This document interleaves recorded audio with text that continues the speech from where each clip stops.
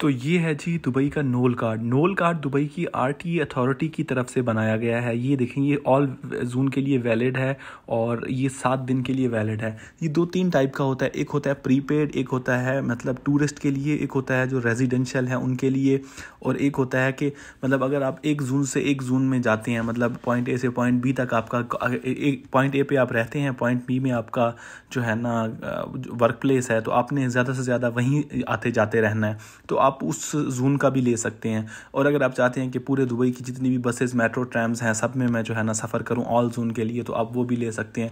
उसके लिए आपको एमिरेट्स आईडी और 350 दिरहम देने पड़ते हैं। लेकिन अगर आप टूरिस्ट हैं, आप कहते हैं कि मुझे अनलिमिटेड पास मिल जाए, तो ये मिलता है आपको 7 दिन के लिए 100, और अगर कार्ड नहीं है तो 130 का, अगर कार्ड है तो 110 का ना।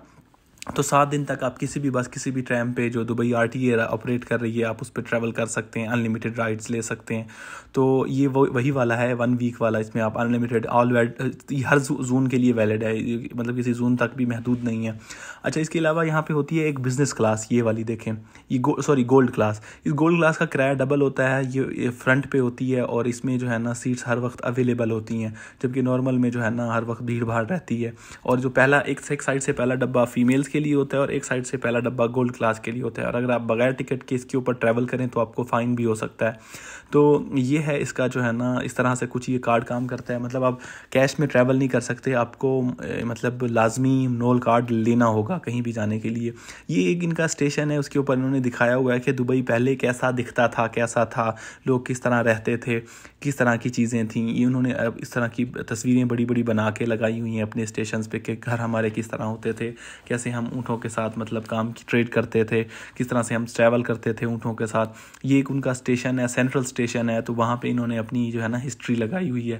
ये लोग अपनी हिस्ट्री को बड़ा वो करते हैं, अपने कल्चर को, हिस्ट्री को। अब ये जो है ना, ये ट्रैम है, ये मेट्रो नहीं है। दूसरी साइड पे मेट्रो है, ये सामने ये जो ब्रिज आपको नज़र आ रहा है ये मेट्रो का है, और जो है ना ये मेट्रो के लिए जाने का रास्ता है। मतलब जो मेन उनकी रोड है ना, जो शेख जाहिद रोड है, उसकी एक साइड से दूसरी साइड पे, मतलब वो 6 ट्रैक का एक रोड है, अब 12 रोड हैं। अब एक साइड से दूसरी साइड जाने के लिए आपको इस तरह से फिर इन्होंने एसी जो है ना वो बनाया हुआ है कॉरिडोर, तो उससे आप गुजर के बाकायदा उसके ऊपर एस्केलेटर्स लगे हुए हैं, उन पे आप खड़े होके तो मूव करते हैं, तो फिर जाके आप पहुंचते हैं अपने स्टेशन पे या स्टेशन से दूसरी साइड पे।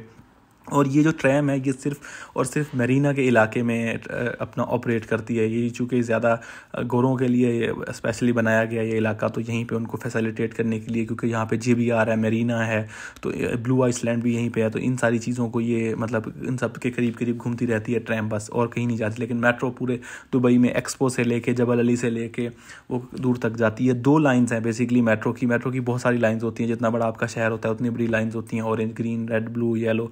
लेकिन यहाँ पे सिर्फ 2 हैं, ग्रीन और रेड। जो रेड है वो सबसे ज़्यादा ट्रैवल करती है पॉइंट मतलब एक कोने से दुबई के दूसरे कोने तक।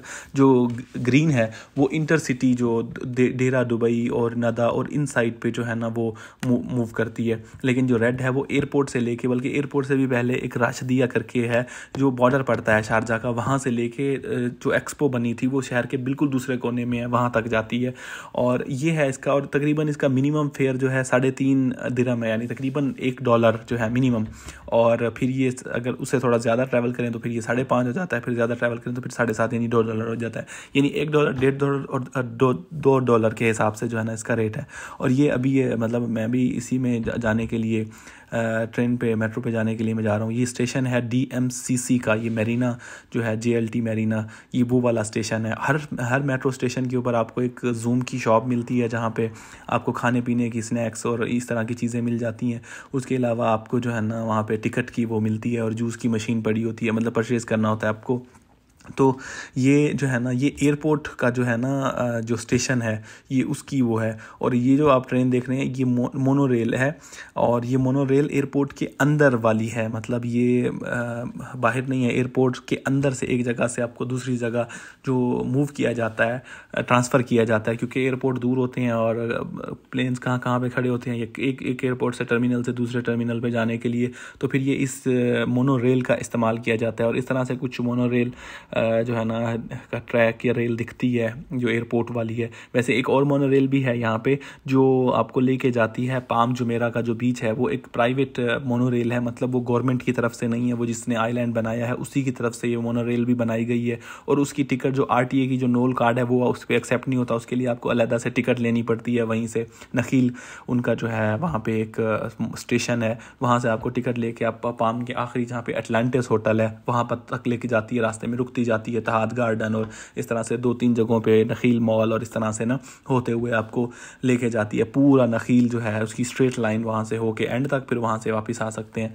तो मेरे ख्याल में 20 या 30 रियाल उसकी दिरहम उसकी टिकट है। रात 9 बजे तक वो ऑपरेट करती है। ये जो मेट्रो है ये रात 12 बजे तक ऑपरेट करती है, सुबह 6 बजे से, और संडे वाले दिन 9 बजे से। और 12 बजे का मतलब ये नहीं कि हर स्टेशन से 12 बजे, आपके स्टेशन पे पता नहीं वो शायद 10 बजे आखिरी उसकी ट्रेन जो हो निकल गई हो, क्या पता आपके स्टेशन पे 11 बजे हो, तो 12 बजे उनकी लास्ट ट्रेन पहुंचनी होती है लास्ट स्टेशन जो उनका रश दिया है वहाँ पे। तो ये है इनका, ये तो एमिरेट्स का ये जो एयरपोर्ट है उसका स्काई कार्गो और जो है ना इस तरह से कुछ इसका नज़ारा आता है जब आप उस मोनोरेल से आप मूव करते हैं, एक जहाँ से आप अपना बोर्डिंग लेते हैं उस टर्मिनल से जहाँ पे आप अपने वेटिंग आपका टर्मिनल होता है, जहाँ जिस भी आप उससे फ़्लाइट से जा रहे हैं और जिस भी टर्मिनल से जा रहे हैं, तो आपको मूव करने के लिए ऐसे कुछ ले जाया जाता है। और ये इधर जो आप देख रहे हैं ये सारा ऑपरेशंस हो रहा है इनका एमिरेट्स कार्गो का और एमिरेट्स एयरलाइंस का, कहीं पे खाने का, कहीं पे उनका ऑफिस है, कहीं पे कार्गो का है, कहीं पे वो जो बैगेज है वो ट्रांसफ़र हो रहा है। तो ये अब हम तकरीबन हम पहुंच चुके हैं अपना जो हमारा है टर्मिनल उसके ऊपर। अब हम जाके अपना वेटिंग लाउंज में वेट करेंगे। और ये वो लोग हैं जो आए हैं इस टर्मिनल पे, अब ये वहाँ से जो है ना बैगेज क्लेम और डिपार्चर की तरफ जाएंगे।